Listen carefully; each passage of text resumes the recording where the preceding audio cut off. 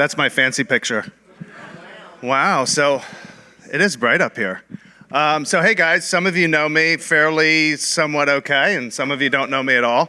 But my name's Christian, and I wanted to come share my story and testimony with you guys. I do have a cheat sheet that I'll refer to, and you would think I wouldn't need a cheat sheet because it's my life, but I got to keep myself on track here. But I just want to start by saying, you guys, I'm really impressed by all of you because I was not in a room like this when I was your age. And it's funny, sometimes I look and I see the students and I'm like, knuckleheads, right? And then I remember where I was at when I was a student, and I definitely wasn't in a youth group. And it was almost all student band up here. You guys did great. And Matt, you did a great job even with having COVID. No, I'm just kidding. But anyway, so I want to start with, let me just tell you real quick a little bit about my current life. And please, this is not to brag about my current life, but just to kind of show you what's going on in my life today. So I'm 39 years old. I'm married to this rock star woman here, Bonnie. I know, yeah. You know there's a God because I could never get a wife that hot without him. But anyway, so I'm 39 years old. I have a 13-year-old daughter that lives in North Carolina, so we go back and forth a lot. And I'm basically at 39, I'm semi-retired, so I get to spend my time doing fun stuff like this. About 6 years ago, I started a business that really took off, and me and my wife are in two healthcare businesses in the healthcare industry. And we travel a lot, and we have some cool stuff, and we have a life beyond my wildest imagination. But it wasn't always that way. So I want to start off by showing you guys two different columns of some different things, and we'll talk about what they have in common. Let me take a look here. So chief executive officer, owner, and then you have unemployable. We'll read off some good ones here. Drug addict is fun. Generous giver, loving, devoted husband, liar, cheat, divorce. So we're gonna kind of uncover what do these things have in common and what makes them different.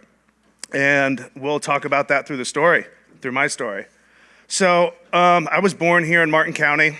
My parents have been married 51 years. I have two older brothers. I have two pieces of paper that are stuck together. And life was pretty easy for me. I had God-given talents and abilities where I didn't really have to try that hard when I was growing up in certain sports or academics. I just kind of showed up, and it was fairly simple. I was raised Catholic. I went to church with my mom predominantly until I didn't have to anymore when I was about 12. It was really boring. I believed in God, but it was hard as an 8, 9, 10, 11, 12-year-old to really get into it because I don't know if you've ever been to a Catholic church, but it's slightly different than what we do here. And so it was just, I was brought up with good morals and I believed in God, but I didn't really have a relationship with him. It was very superficial.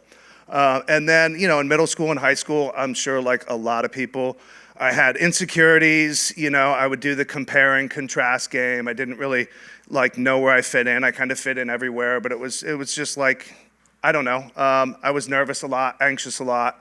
And so rather than having a real relationship with Jesus and with God and having a good support group, I didn't really know what to do, And I want to read 2 Corinthians here. It says, "Oh, don't worry, we wouldn't dare say that we are as wonderful as these other men who tell you how important they are, but they are only comparing themselves with each other, using themselves as a standard of measurement. How ignorant." And then also 1 Peter 5:7, it says, "Give all your worries and cares to God, for he cares about you." So that's what God's law says. So had I had that in my life and had groups like this to lean on, I probably would have made it through, but I didn't. And so I chose to ignore God's law and not entering a deep relationship with him, and I sought comfort in other things, mainly alcohol. I started drinking when I was probably in 8th grade. A lot of kids did, and it really wasn't that big of a deal. It was just here and there, but the sense of ease and comfort that brought was pretty awesome for me. It kind of took away all my anxieties and fear. So I chose to ignore God's law. And little by slowly, that got worse. I did really good in high school. I was actually voted most likely to succeed, and I was class president, and I played a varsity sport. But the real wheels really started to fall off as I went to college. So I went to college at University of Florida, where everybody was smart and everybody was talented, but the only difference is they were actually willing to work and I wasn't. So the compare and contrast game got even worse because I wasn't used to putting in the work, and I was a procrastinator and I was lazy, and I liked drinking. And so college was rough. I got here, I got the definition of sloth. In Christianity, sloth is about a person not wanting to work because of lack of motivation. The person will be physically inactive and neglect what God has said. Very often, this will lead to resources being wasted. I was definitely a wasted resource. Now, God's law says in Proverbs 12:24, work hard and become a leader. Be lazy and become a slave. So I made the logical choice to become a slave. And a slave to things of the world. That's basically what I did. I never went to class. I would get really overwhelmed about having to catch up and going to class. Do we have any procrastinators here? Okay. Lots of hands going up over here. Good. Hands going up here. Good.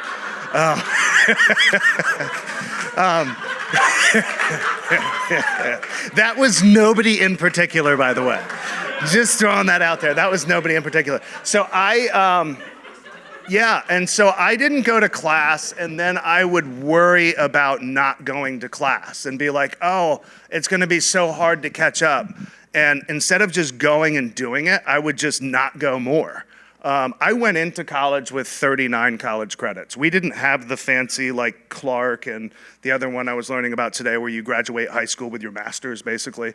It was high school, and if you were lucky enough to get some college credits. But so I went into college with 39 college credits, and I never made it out of college. But anyway, so rather than just going to class and doing the things that I knew that were good for me regardless of how I felt, I would just bury my head in the sand. I would drink, I would smoke pot, I would try pills and things like that. And eventually it came to the point where I couldn't function unless I was doing one of those things. And that was my life. I was either trying to find ways to get drugs and alcohol or thinking about how I'm not going to do drugs and alcohol. It was always on my mind, and it got to the point where I couldn't control it. If I wasn't under the influence of a particular drug, I would be sick. I would actually get sick from not having that drug in my system. And so that went on for a couple of years, kind of limping through college. My parents really had no idea. And then going into my junior year, I was supposed to be up at college. I would come down here all the time, and my family would never know it. But I had to call my mom from jail.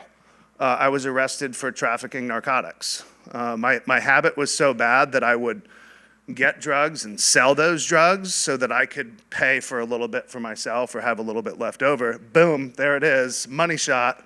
That's me. That's my mugshot. So I was arrested for trafficking narcotics, and I was facing 7 years in prison with a mandatory 3-year prison sentence.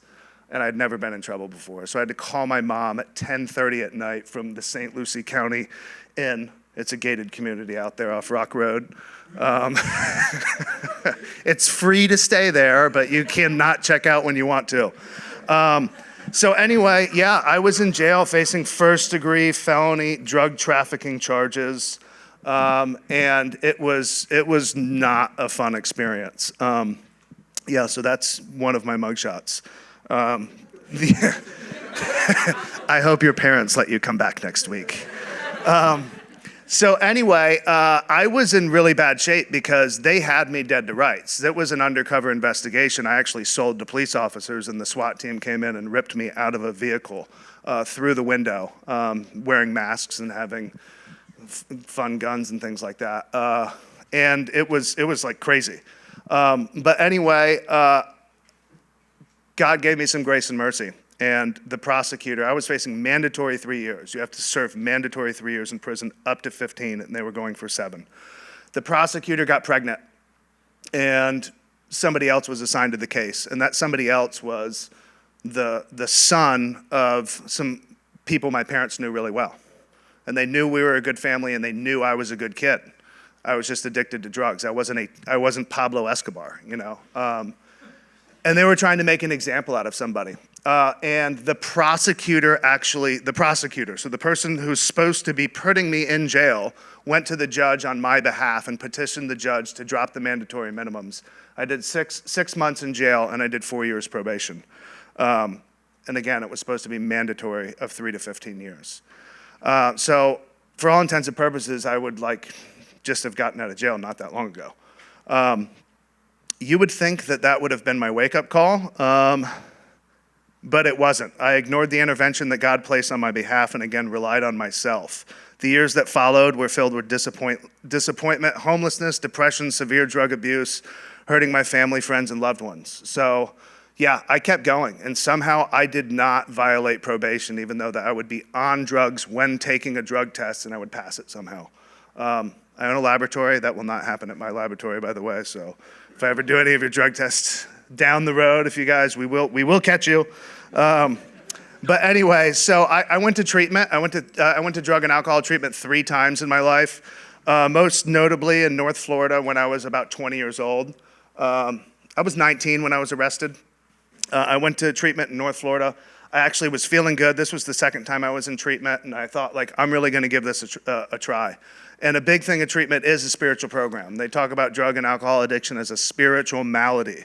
We need to find a power greater than ourselves that can restore us to sanity. So the 12-step programs make it all-encompassing, so everybody can have a higher power of their choosing. So it made it easy for anyone to kind of come in and find some sort of higher power. So for me, it was like traditional God, but it still wasn't like a real relationship with Jesus. And I started doing well. I came out of treatment. I was really going to give it a try. I got a job. I got a little place to live. Life started getting normal again. I met a girl, all that fun stuff. And then my focus was gone away from God because it was back on the world. It was in a relationship. It was in a job. It was getting a car. And I kind of just stopped paying attention to that stuff. And I lost focus, and I fell back into sin. It was just a drink. I just have one drink. It led right back into everything else. And I was still in a relationship. And so I love to just throw this out there because it's probably a real comfortable topic for people of your age. Premarital sex is a performance enhancer for lust, not love. Feelings are not always facts. Slide. Pow. There it is. Oftentimes, premarital sex leads to marriage, and maybe not the one you're supposed to be in.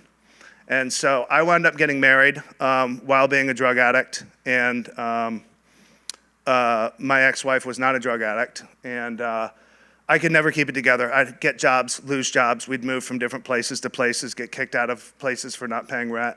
And then she was pregnant one day, and I moved back home. Mom and Dad had to take me back in. I wasn't even sober on the day that my daughter was born. I wasn't sober for probably about 12 to 15 years straight, not one single day. And I tried everything I could to either stop drinking and drugging, you name it. Anything under my own power, I tried it, and it didn't work. It couldn't be done. It was impossible. And that is typically the way it is for somebody who becomes completely addicted to drugs or alcohol. Got married, bounced around the state, lost jobs, had my daughter. We moved up to North Carolina because my wife at the time's family was from there, and I wanted to expand my trail of destruction to other states. I drove without a license for 7 years. I was arrested with my daughter in the car when she was 4. I was hammered. I did not get a DUI. What I did get was a driving on a suspended license and brought to jail for the 3rd time in my life. We would live with no utilities in the house. I would not even be able to pay the utilities, and they'd come and shut off the lights. I ran them away one time with a gun, and then police showed up at my house because I was crazy. I was unemployed. I would steal from my 4-year-old daughter's piggy bank so that I could buy alcohol. And I would justify it by saying I put that money in there, so I'll put it back. And I would take $5.26 every morning after I dropped her off from school and go get a bottle of vodka. And then I would do the same thing that evening before when she came home from school. I was unrecognizable from the person I once was, and I wanted to kill myself. That led to probably the first surrender in a series of surrenders. I had a neighbor whose daughter had a knucklehead boyfriend who was a drug addict, but they just thought I drank a lot. And everyone in North Carolina in the area I lived drank a lot, so that was normal. They didn't know the drugs I was doing because I was better than I used to be. And so they were like, oh yeah, you used to struggle with this. Will you talk to this kid? And I'm like, sure. And so about a bottle and a half of vodka into the day, I'm sitting here talking to this kid about how you need to turn your life around and, blah, blah, blah. And it hit me. Sitting there completely, basically drunk and talking to this kid, I had a moment of clarity that I can't really describe, that it hit me that, wait a minute, this message is for you, it's not for him. And I went home that moment and I called my oldest brother, who I hadn't spoken to in about 6 months. My parents were done. I had made up every lie in the book to get money from them. And my brother was actually on his way home from a conference, and he had decided to switch careers and open a center for people with drug and alcohol issues, and it hadn't even opened yet. And he was coming back from a conference regarding drug and alcohol treatment, and he says, yeah, I got someone in the car you can talk to. And it was his admissions director that he hired to help him start this program. And I was one of their first clients, and I moved back home, and I never had another drink. I packed my bags, I got a flight, and my brother flew me here, and it was in a building that I basically grew up in. It was my dad's office from before I was born in downtown Stewart. That's where I lived when my daughter was born, and now I was coming back to that same place to get sober. So I came, and yeah, and I never looked back. There was one slide I forgot to read because I got a little carried away. Just to go back to the premarital sex part. It says in Colossians 3:5, it says, so put to death the sinful, earthly lurking within you. Have nothing to do with sexual immorality, impurity, lust, and evil desires. Don't be greedy, for a greedy person is an idolater. I always have a problem with that word. Idolater. Worshiping things of this world. And we were talking about premarital sex and marriage. That's what God's law says. I just like to put this fact out. What does the world say? That they have a 50% divorce rate. So that doesn't look too good for the world's law versus God's law. So anyway, yeah, I would get sober. I would wind up getting a divorce, but it was, can you believe it? After all that? No. But it was okay. We were both, it was amicable. It was tough in the beginning, but I have a great relationship with my ex-wife and my daughter today. I was building my life back again. I was like, at 30 years old, I was like ready to go. Like I never looked back. I did the steps, 12 steps, which is a God program. It led me back to God. I started praying. I started relying on God, and like life started getting good really fast. Like I was abundantly blessed from that day forward. And it was pretty amazing. I met Bonnie, who's now my wife. And I had a crush on her in high school, by the way. But she was just a smidge older than me, so it was like, you know how it is, you guys, some you high schoolers. And here it was, like 30 years old, after getting a divorce, running into her, and yeah, and it was amazing. But anyway, I was so blessed. Let's see, this was about, say 2.5, 3 years ago. I had pretty much everything that, way more than anything I could have ever imagined that I would want in life to be happy. Like I ticked all the boxes that the world said. I had the cool house, I had the wife I wanted, I had the cars, I had this, I had the money in the bank account, you name it. Like we're good. And I really wound up just one day being like, so realizing how unhappy I was. Like I had no happiness, discontentment, anger, resentment crept back in. I had no joy or fulfillment.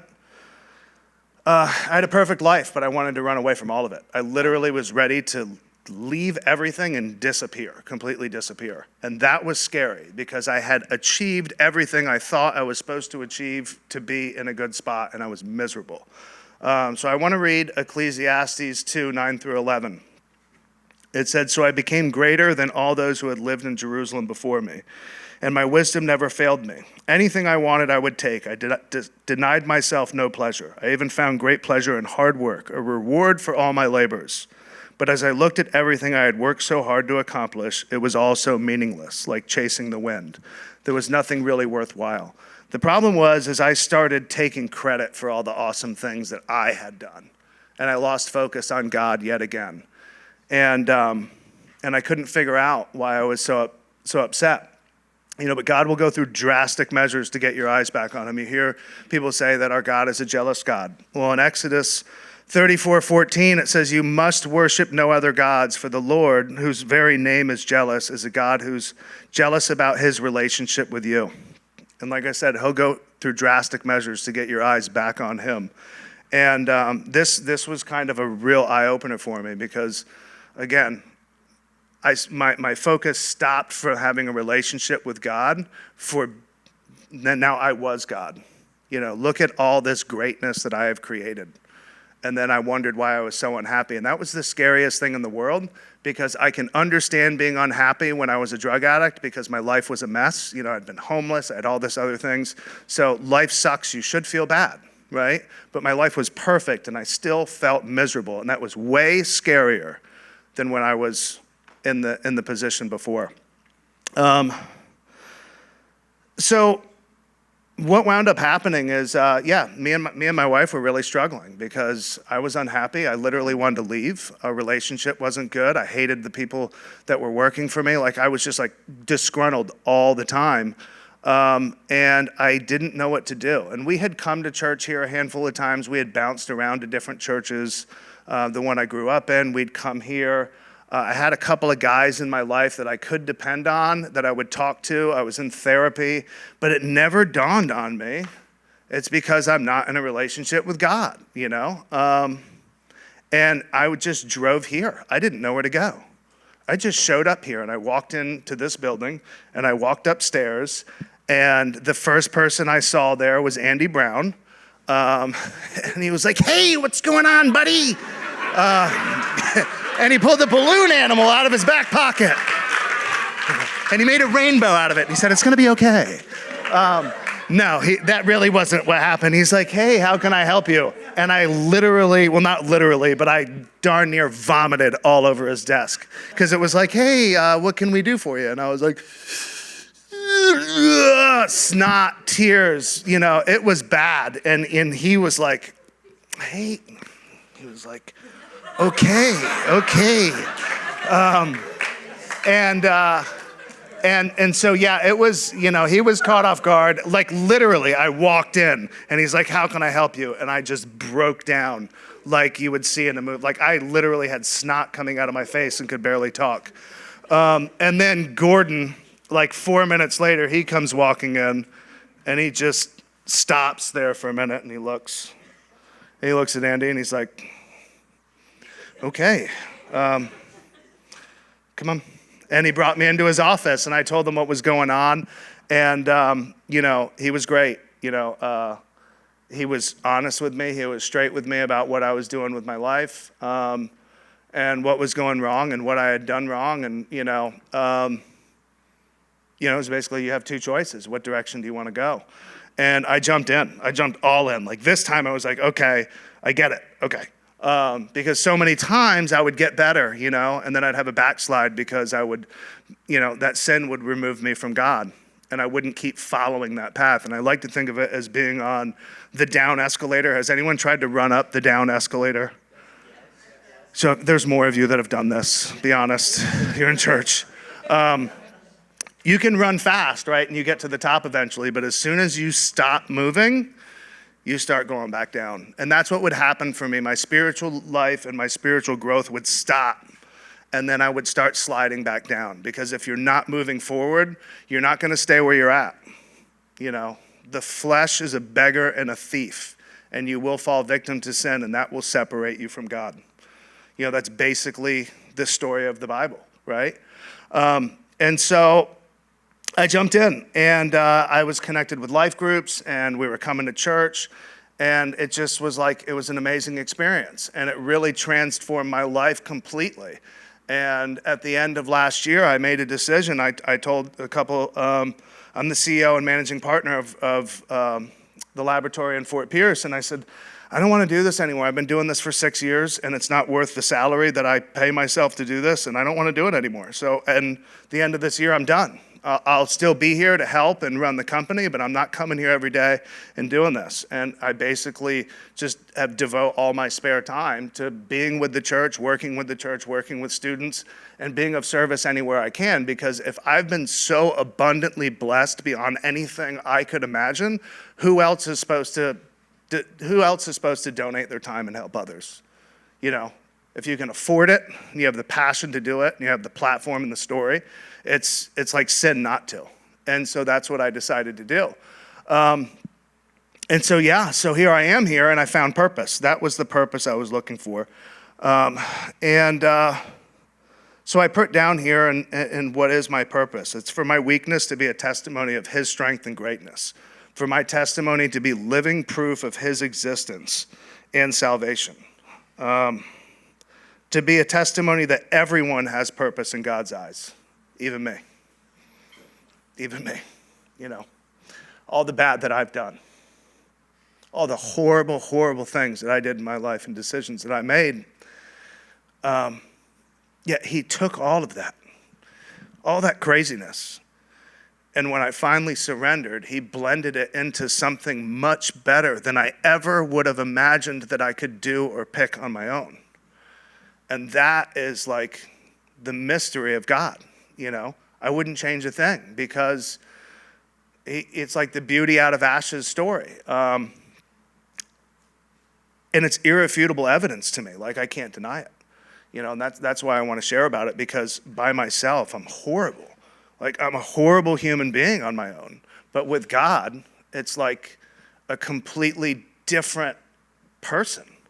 And there's no way I can explain that. My purpose is to show that he loves all of us, to prove that even a liar, a chief, and a thief can be loved, restored, and used by God, to hopefully have an impact in the kingdom work and connect people with the life-changing power of Jesus Christ. So if we look back at those columns, do we have columns again? We have columns, boom. Dan did great, by the way, helped me with this. Yeah. All right, so what do these things have in common? Those words have been used to describe me. All of those words fit a description of me. The only difference is that this column here is the best that I could do on my own. And this column here is when I'm walking with God. You know, and it's just, I choose this column. And God's law is not in place to make things difficult for us. It's in place to protect us. So, you know, we think of the commandments and the different rules in the Bible and all this stuff, and it's like, man, this is kind of a tall order, right? And this is kind of difficult. Well, I can tell you it's a lot less difficult than this. You know, so those laws, you know, when we talk about things in there and these different scriptures, they're not there to make it difficult for us. They're there to make our life easier and softer. It's the easier, softer way, and it's meant to protect us. Let's see here. So as you go through your journey, move with intention and purpose. Center yourself in Christ. God has not changed, and his track record is undefeated. That is identity that is unshakable and infallible. So as you go on with your life, I really love this one in Proverbs 21:31. It says, the horse is prepared for the day of battle, but the victory belongs to the Lord. So I guess the question is what do you do each day to prepare your horse? Do we just wake up every day and go through our lives? Or do you actually set some time to do some prayer and devotional to get into the Word? Do you actually spend some time with God? Or do we just show up on Sundays because it's fun and it's cool and the music is really good? You know, and then we leave and we fall into the world and follow whatever it says is okay and whatever it says is acceptable. And if you continue to listen to the world and you look around you right now, it says everything is acceptable. And it's not, you know, and we wonder why this world is in such a mess. You know, so my story, I can really see how it relates to the stories in the Bible, because I was born, right? Like I was born with no issues and no problems. And then I turned to sin, and that separated me from God. And it made my life really, really difficult. But when I finally surrendered and realized that I can't do this on my own and believe that he could. I can't, but through Jesus, I can be saved. And then seeing that redemption and that freedom that comes with that has been amazing for me. I really appreciate you guys. Well, you didn't really let me talk to you. Miles did. But, like Gordon does, he says, how many people need to enter a relationship with God, this, that, and the other. And I was talking to a couple of people today. How many people here were actually baptized willingly, like as an adult? How many people were baptized, like weren't baptized at all? We have a couple, right? We have a handful. And how many were baptized as a baby? I was too. And so it's like one of those things I was like wondering, Gordon always asked that question. And I don't know if I'm supposed to raise my hand or not, because I was baptized as a baby, but it wasn't my choice. Like I really chose a couple of years ago to jump into this. And so I guess the question is like, who's going to be a catalyst in someone else's life? We're talking about sharing the gospel with other people. Who's going to be a catalyst for change? And are you going to be a catalyst for change in your own life? So I'd love to see if there's anybody here that is actually interested at this point in their life in making a commitment to turning their life over to God. And if you are, or you have already, but were never baptized and would like to be, it's going to be a cool event next weekend. So is there a show of hands of how many people would like to turn their life over to God that didn't get the choice to do so? Or didn't get to make the choice to do so? It was when they were a baby? That's awesome. So those of you who raise your hand, make sure, because not everyone can see you, make sure you get with your small group leader. And, let's see if we can get you out at that baptism. Or, I always have a pool. Miles baptized my daughter in my pool about 2 years ago, and it was the coolest thing in the world. But I'm not going to heat it. It's going to be really cold. Because we have to have a little fun. Anyway, I love you guys. Thank you so much for letting me come share. And I'm always here if anyone needs anything. I just want to help people, because I had so many people that helped me. All right, thanks.